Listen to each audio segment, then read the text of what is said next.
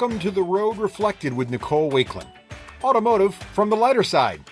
That means cars, but also cookies, coffee, and pie. Up first, what's Nicole behind the wheel of this week? Okay, guys, I'm actually not going to talk about what I'm behind the wheel of this week because I had a kind of crazy week and I was traveling everywhere. But I have a really cool guest who's going to talk about something his company makes.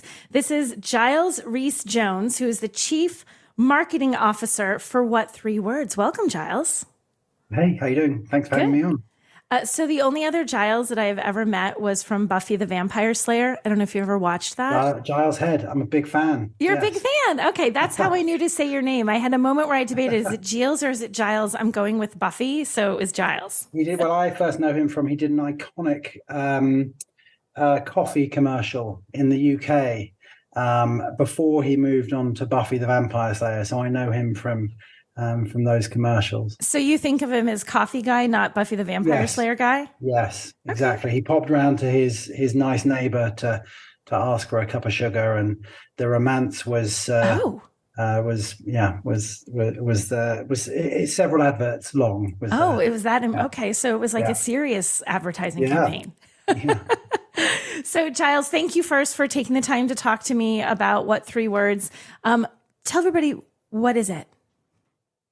So What Three Words is just a really simple way to talk about any location. When you think about it, the world is actually quite badly addressed, right?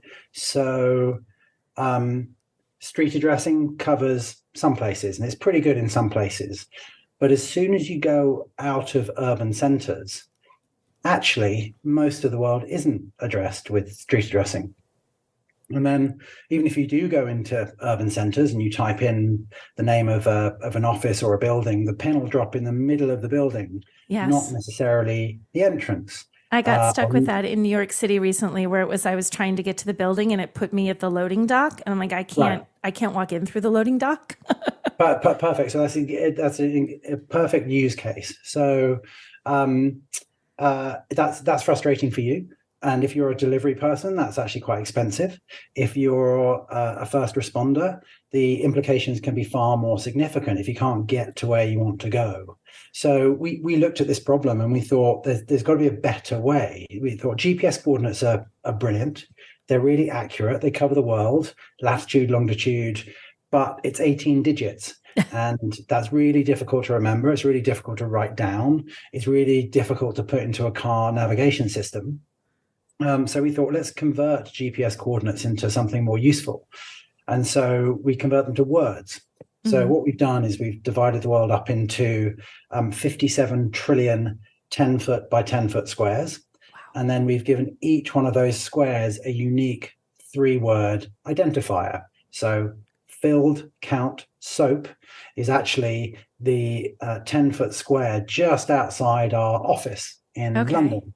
And I can tell you that if I wanted to meet you there, I could give you that those 3 words. You could pop it into our app. We've got an app which is free for everybody. You'll pop it into that app and you'll get to the precise spot that I'm talking about. Now, are you the one who picks the words? Does the person pick the words that designate their house, their driveway, whatever, or do you guys pick the words? They've already been allocated and fixed. So the entire planet is already done. It's done in English. It's done in Spanish. It's done in Mongolian and Chinese. We've done it in 55 languages now. Wow. So the entire planet is divided up in this way. As I said, it's all pre-allocated and it's all fixed, which means the benefit of that is that it works offline, for example. So if you don't have decent data connection, you don't have cell connection, the system will still work. And now, how long has What Three Words been around? So we are coming up for our 10-year anniversary. And I've only heard about you for about like 2 years, and you've been around for 10 years. I blame the chief marketing officer. Oh, that's you. That's me. So we are at various different stages in different parts of the world. So in the UK, we are pretty much a household name. Wow. In the UK, you can get a delivery. You can type your What Three Words address into a checkout page. You can get a pizza delivered to wherever you are in the park. The emergency services across the UK all use what three words. One of the first questions you get asked if you dial 911 or 999 is, what's the address of the emergency? Right. And it can be very, very difficult to describe. And most of the time they can't pick up automatically where you are. And then you can also use it in cars. And so, and that's probably where you came across us, is that we've had a huge number of automakers integrate what three words into their systems. Now, when was the first, because you've been around for 10 years, have you been in cars that whole time? When was the first time you were in a car? We did a lot of work with delivery companies, with postal services. And then the first vehicle to put us in was the Mercedes A-Class. And I think that's probably about 5 years ago now. Okay. And now we're in every single Mercedes that rolls off the production line. What three words is built in? And it's built in for voice. So you can get into the car and you say, hey, Mercedes, navigate to what three words, table, chair, lamp. And because that's the only three-word address of that combination, right, the car knows exactly where to go. Now, I don't know about you, but if speaking to a sat nav, typing into a sat nav it can be a really frustrating experience. Yes. Beyond just getting like the loading bay of the place in New York versus the entrance, actually trying to get it to understand 344th Street. Right. It struggles to recognize voice. Right. And so what we've seen is that the automakers who want to improve the in-car experience are going, actually, this is a really useful way to input an address. So Mercedes were the first.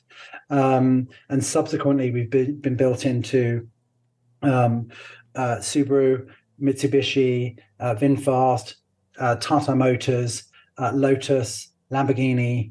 There are a vast number of vehicles now on the road that will accept a what three words address.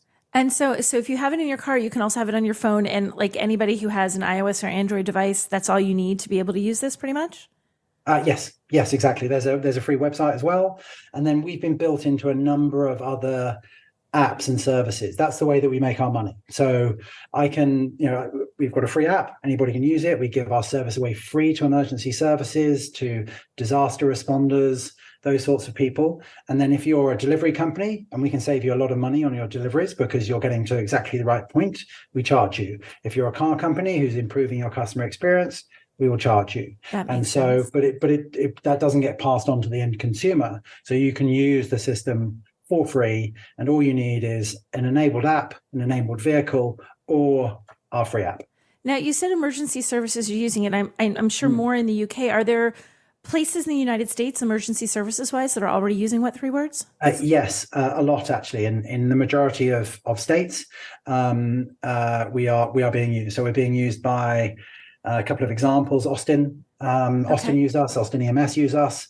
There was a rescue. Someone fell off a cliff, couldn't get rescued, couldn't describe where they were, and they used what three words to coordinate response. A helicopter went to that precise location and winched them out.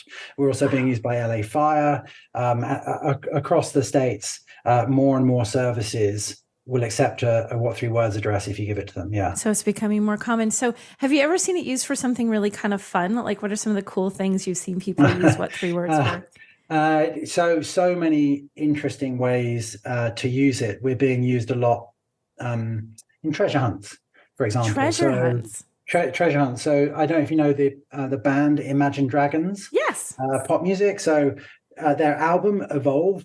They're a band that always hides something in their album cover art. Okay.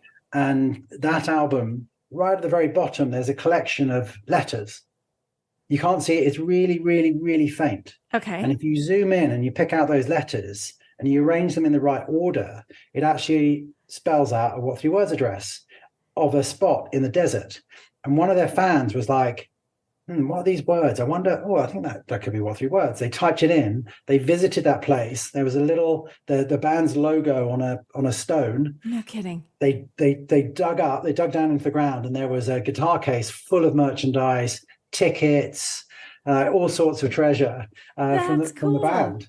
So we're being used for that sort of stuff. We've been used in TV plot lines. NCIS Los Angeles use us. There's a few beers out there Fear. One of my favorite beers is Fear Movie Lions. Okay. Now, Fear Movie Lions is the What Three Words address of exactly where it comes off the production line in California.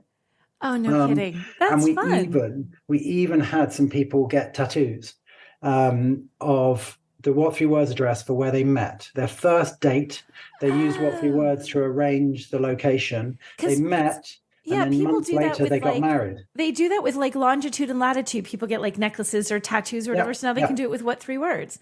Well, if you go onto Etsy and type What Three Words, you can get dog tags, you can get welcome mats for your house, you can get wallets, you can get pictures. It's amazing. There's a whole industry spinning out. That is so cool. Now I feel like I need to get something with the What Three Words for my house. Okay, when we're talking about the companies that use What Three Words, one of them is VinFast. And VinFast is actually opening a new factory. We're recording this, I think, 2 days before the official factory opening in North Carolina, which I'm going to be going to watch them to scoop up a shovel of dirt with I'm assuming the shovel will have a bow on it, and they'll throw it over their shoulder, and yoo-hoo, we've broken ground. So they're going to be doing that in North Carolina. It's the first EV facility in that state, and they're going to make 150,000 vehicles a year in phase one, which they say will be in 2025. And you guys work with VinFast. Do you know how that came to be? Did VinFast approach you? Did you approach VinFast? I think we're at all the kind of major auto shows that you kind of would expect. We're at CES, and so we meet a lot of auto execs. We're fairly well known in the auto industry because we do a lot of work with tier one suppliers as well, like Here and Cerence and Soundhound and that sort of stuff. And we met them and we talked them through our system. We have Vietnamese as one of our languages. And they're a really interesting company in that they are moving incredibly fast. They have maybe a non-traditional approach to kind of vehicle manufacture and just the sheer speed at which they're operating. They're operating a little bit more like a startup. Yes. In that they're adopting new technologies and new techniques and new ways of doing things for better and worse. But they're moving fast and they've got a vision, and they saw What Three Words as a great addition to the car.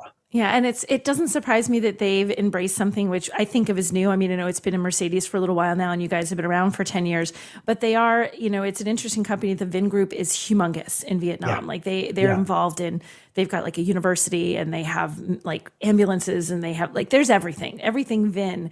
But coming to the United States, building vehicles, selling EVs, that's not what they've been doing forever. So that's a new thing for them, and they've done it so quickly. Like it's been an incredibly quick, when you think about companies like Ford takes, they know what they're going to be putting on the roads in 5 years, and they're already working on it. And VinFast is like, well, we're going to do this in like 6 months. We'll build you a car. So it still has, like, there's still a lot I think they need to work on, but it is incrable what they've accomplished. So it makes sense to me that they'd be that. It's a tough audience, right? The US is a tough audience. They're doing a lot in California, but I like the attitude, and I think that you do talk to some vehicle manufacturers, and they go, "Yeah, we can move really fast. We can get What Three Words in 2025, 26," and you're like, "That's not particularly fast." And then you talk to, Mercedes, I think it was 6 months. VinFast, it might have been faster. Wow. And as car companies start to behave a little bit more like software companies and software development companies, over-air updates. All of a sudden that changes how quickly they can put things in the vehicle that will improve experience. And I know at CES this year in the LA Auto Show, you guys were actually showing off What Three Words in a VF8. Yeah. Did you get a chance to ride in that at all? I haven't, because I was spending my time in the vehicle on the show floor, not at the test track, which was slightly frustrating. But several of the team have been out, and we did a series of test drives in Vietnam actually with them. So the team have driven it. I've sat in it and pressed all the buttons and used What Three Words. And from what I've seen, it's built well for the kind of the price point and the audience that it's going for, and it's got a lot of interesting whistles and bells. There is a video somewhere of the entire team using karaoke that they've built into the vehicle. I don't know if you managed to test that out. I did not test it. So there's a video somewhere of the What Three Words team all singing their hearts out? Yeah. Singing might be a bit of a stretch, a bit generous. Am I giving you too much credit? Yeah. Yeah. So EVs, with electric being the way that everything's sort of moving, and I think it's probably moved that way more in the UK than it is here in the United States. I feel like we're a little slow on that particular curve. Do you drive an electric vehicle? I do. Yes, I actually have two. So I bought a smart car, one of the small 4.4s, and I think it's brilliant. So it's a great city car. I've got a couple of kids for the school run, taking them to rowing practice, that sort of stuff. It's a brilliant runaround. And then actually about 2 weeks ago, I got a Mercedes. Oh, which one did you get? I got the EQC. Okay. And AMG, and it's a great. You didn't mess around. You went fancy. Yeah, we went deep, and it's a really great vehicle. And my previous car, the smart car's fairly basic. My previous car was quite an old Volvo for lugging things around. It was brilliant, and it could just absorb people and kit. But it didn't really have any whistles and bells. And now getting into the Mercedes, it's amazing. I'm loving the voice control of everything. And actually what I really enjoy is the ability to control the car through a number of different ways. It's got kind of mouse pads on either side of the steering wheel. It's got the touch screen, and then it's got a kind of mouse pad in the center, and you've got voice. And so what you find is you use different control things to do different tasks. Yeah. And I think that some of the other cars that I've looked at, there's a central console, and it controls everything, and it's a touch screen, and that's the way you've got to do it. So you find you're scrolling through several screens to find something. So right. I'm really enjoying the Mercedes. So I have to ask, so the little touchpad thingies on the steering wheel and the Mercedes that I've driven as press cars, every now and then I turn the wheel and my thumb manages to brush across it. And I have inadvertently turned the volume up to like stadium. Have you ever managed to accidentally do that yet? Have you run into that? It's every now and again I might flip onto a radio station that I might not want. But no, I'm pretty happy with the whole thing. But I can see how that could happen. That's good. So do you think it's my impression is that it's much easier to do charging when you're out and about in the UK than it is here. Are you normally charging at home, or are you finding you're charging when you're out doing things? No, so I live in London, and I don't have a driveway. I can't have a townhouse, and so I was slightly concerned about not having the ability to charge at home. But the infrastructure is fairly comprehensive. So there is, 2 minutes away walk. There's 4 chargers. And increasingly, there's a few companies that have developed a system that will go into street lamps. Oh, really? And so a lot of the boroughs in London are just installing these things directly into an infrastructure that exists. They just plug them into the street lamps. And so I've got 3 of those right outside my door. And so it just makes it ubiquitous. Certainly somewhere like London, it's very, very easy to find a charge point. And so you tend not to run your battery down super, super low. You just go, I'm parking up to pop into the shops. I'll chuck 10% in. So it becomes very, very easy. Haven't taken it out. And then obviously they're building very large, very fast charging networks as well. So in many petrol stations, kind of traditional petrol stations, gas stations, you can charge your vehicle as well. So it's pretty good. And then on the flip side, they're bringing in legislation. So one of the reasons I bought a new car is because they've got an ultra low emission zone in London. Yes. And so if you have an old diesel car, then you get charged about $15 a day to drive it. So we decided that the time was right to say goodbye to the Volvo. I made that. I drove. I had a rental car when I was in London, and I apparently illegally was in some zone where it was not emissions good enough, and I got it was like months later because I'm in the US, and like the company sends me that I rented the car from, you broke the law, you owe London this much. I'm like, I'm really sorry I polluted your city. Yeah, well, so they and actually it is a major issue, pollution, and so they're extending the emission zone to much wider across the majority of urban London is now. Oh yeah, because it used to be little from spots. Next month. Like you was like this zone or that zone, which I assumed were always probably really heavily congested, and so that's where they needed to focus on it. So now it's going to become much bigger, and I think that will push more people towards EV or hybrid, certainly hybrid. And I have to call out something because no one's going to see the video for this, but you mentioned you live in a townhouse in London. You should know behind me right now, it's just my office chair, a half dead plant, and a lamp. Behind Giles right now is the fanciest room. He tells me he has a chandelier that looks like he should be in the lobby of a hotel. He assures me this is just, this is my fancy room. People, nobody has a fancy room like this. It's my Zoom background. It's not real. It's me pretending. No, that is a real background. You were the first interview I've done where someone was in their home and had a fancy chandelier that was above them. Hey, wait, did we just drive by a bakery? Okay, so I didn't drive by a bakery, and if I was driving by a bakery, we're not going to have the same bakeries because you're in the UK. So I said to Giles, what's the best treat in the UK, best snacks? The funny thing was it started off with two things. And we were talking about party rings and mini rolls. Now the most fleshed out part of my show notes, people, is the list of snacks that they have collectively put into this. These are iconic British snacks, I'm told. So I'm going to ask about one. What the heck is a Percy Pig? Okay, Percy Pig. So it's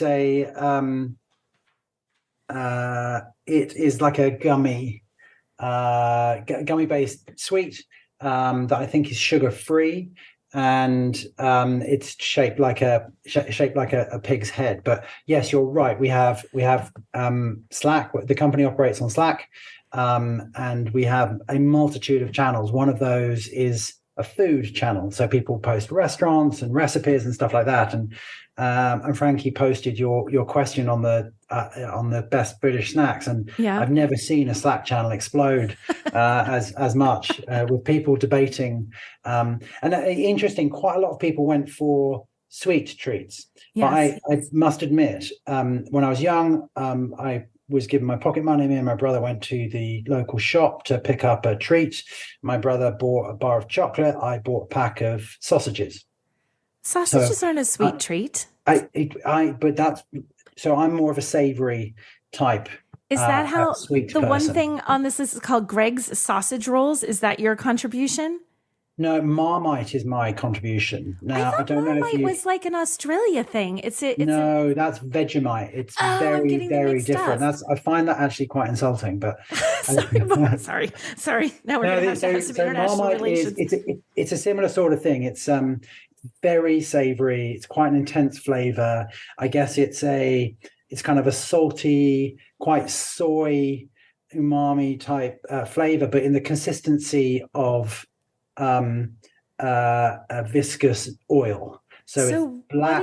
What do you put? How do you eat it? Well, so you generally put it on toast. Okay. Or on a bagel or something like that. So bread, toasted bread. And it's incredibly diversive. Their whole advertising campaign is you either love it or hate it. No one is ambivalent about Marmite. It's okay. So there's no halfway. You try it, love it, or you absolutely hate it, and hate it with. So passion. what do most people? Do you think most people like it? Is this like a weird thing that only some people like? No, it's 50-50. 50-50. But they've started to branch out, and now you can get Marmite flavored chips. Now you can get Marmite flavored peanut butter. Now you can get Marmite flavored cheese and Marmite. So they're starting to branch out and starting to weave this quite intense flavor into so many other products. And I'm very conflicted about this because I'm an original Marmite. Put it on your toast. kind of guy. Now you can put it in everything. So have you tried these other things like the cheese and whatever? Do you like it, or are you like halfway on it? No, there's some good ones. So there's Marmite, some very good ones. So okay. I would definitely try out some Marmite, and then they've got one product which is called Twiglets, and they're like a wheat based. They look like a stick, but they're basically coated in Marmite. It's an intense flavor. You'll enjoy it. Okay, so if I go online, because the internet has everything, and I look for Twiglets that are Marmite flavored, you think I'm going to like these, or you think I'm going to hate them? I think that's the that's the feeder drug for kind of Marmite proper. This will get you hooked. Okay, so I'm either going to love it or hate it. Okay, because I might try that one, because I've been to the UK, but I don't think I've ever had anything with Marmite that I know of. I don't think I've had it. You'd know for sure. I would know. I wouldn't mistake like I've eaten something else. What about, and this list is just cracking me up, prawn cocktail crisps. Are cocktail crisps like potato chips to me, or are they different? Yes, but they're the kind of puffed version. So the not, floofy ones. Yeah. Yeah. And it's very interesting because it tastes nothing like prawn cocktail at all. Really? It tastes like prawn cocktail crisps. And so there's this particular flavor which tastes like nothing else, and they call it prawn cocktail. But they work very well in a sandwich with some mayonnaise. You put it in a sandwich. Oh no, you eat them normally, but you can put them in sandwiches. That's another thing that divides the British nation. The UK is do you put chips in sandwiches or not? Do you put chips in your sandwich? Yeah.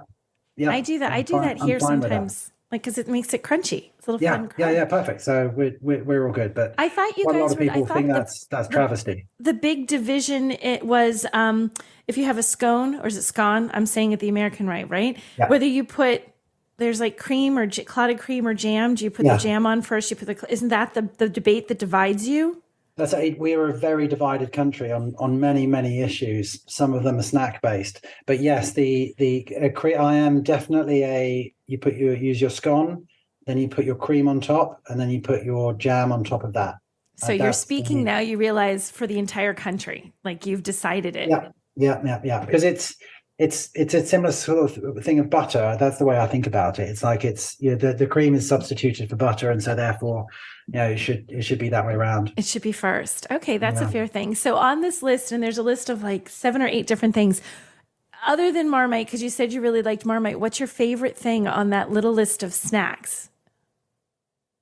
I would probably do chocolate orange. Actually, chocolate orange is a great one. Is it literally chocolate shaped like an orange? Or with orange flavor, and you pull out the segments.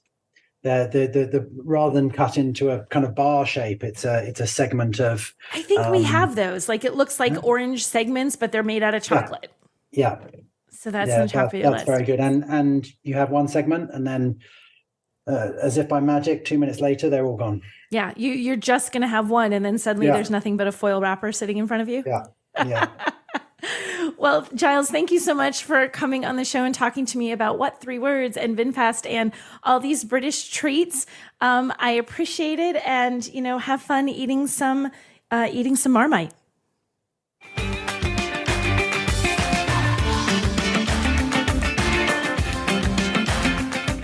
Thanks for listening to The Road Reflected. To follow more of Nicole Wakeland's adventures, head on over to NicoleWakeland.com. There you'll find links to her social media from TikTok to Twitter, as well as her work across a wide range of media outlets. Until next time, keep it shiny side up.